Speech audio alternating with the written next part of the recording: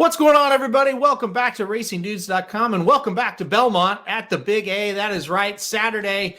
Belmont at the Big A has a couple of stakes races. This video, we're going to talk about the seventh race on that card on Saturday. It is the Hill Prince Stakes, a Grade 2 race here. $300,000 purse for the 3-year-olds going 1 mile and 1 furlong over the turf. So a nice field of 10 horses here. I thought this race drew fairly well. No horse that really you would think, wow, why are they running here instead of the Breeders' Cup? This is kind of where these horses belong. Going to try to prove themselves, going to try to get better before taking on that big-time company coming up in a couple of weeks. They'll be passing that up. But we do have a good field. I think we've got a competitive field. I'm pretty interested in a couple of these. The horse that really stuck out to me was the number 7, Mackinnon, for Chad Brown for the first time. I thought that was very interesting. This horse had been with Doug O'Neill and been running out in Southern California.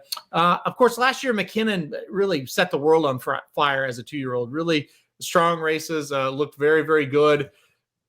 You know, a horse that we don't really tend to love California horses on the turf when they face that not open company, when the East Coast horses come in or they come out of California.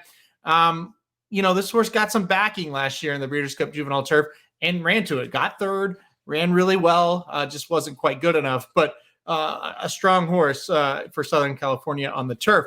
This year, it's kind of not gone his way. They tried to get him on the Derby Trail. He went to the Sham Stakes to start the year on the dirt. Didn't go well. Then he went up to Golden Gate, ran the Al Camino Real Derby. Just, you know, didn't run that well. Got second, but got run down late. Finally got back on the turf, 2 races back in the Oceanside at Del Mar. Got fourth, didn't do bad. And the last time out, really a no-show. Didn't run well at all at the Del Mar Derby. I think the change to Chad Brown's going to make sense. I think this field is pretty manageable for him. There's not a lot of world beaters in here.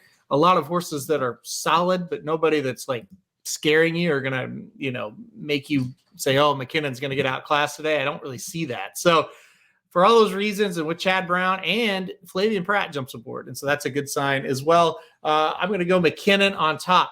I'm interested in the number 2 Grand Sonata as well for Todd Pletcher, getting a little bit of a class drop in this race. I think that's really going to help this horse. Been facing some tougher runners, so we'll kind of see what the class drop will do with the number 2 Grand Sonata. I think he makes a lot of sense as well. The horse all the way outside is who I would put in third, and that is the number 10 Limited Liability for Shug McGahee, coming off of a third-place effort in the Virginia Derby last time out over at Colonial. That was a pretty tough race. Unanimous consent. The 8 horse finished 4th in that race, so got a couple coming from out of that one.